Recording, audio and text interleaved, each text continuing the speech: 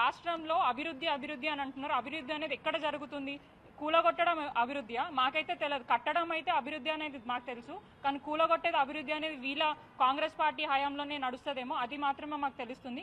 10 ఏళ్ల కేసీఆర్ గారి పరిపాలనలో అన్ని వర్గాల వారు చాలా సంతోషంగా ఉండే, ఎటువంటి ఇబ్బందులు లేకుండా వాళ్ళు తెలంగాణ రాష్ట్రంలో మంచి పాలనని అందుకున్నారు.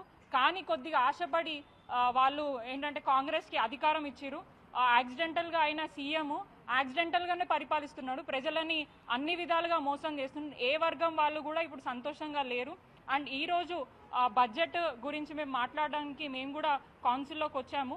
ఎన్నో ఇష్యూస్ లాస్ట్ టైం మనకి ఏవైతే బడ్జెట్ ఇచ్చారో అది పూర్తి స్థాయిగా అన్ని డిపార్ట్మెంట్కి అందలేదు. అండ్ అప్పటికి ఇప్పటికి ఎటువంటి డిఫరెన్స్ లేదు, కేవలం ఒక 3 కోట్లు మాత్రమే పెంచిండ్రు. సో పెంచిన దాంట్లో దేనికి అంటే ఏ డిపార్ట్మెంట్కి ఎంత కేటాయిస్తున్నారని చెప్పేసి మేము డిస్కస్ చేద్దాము.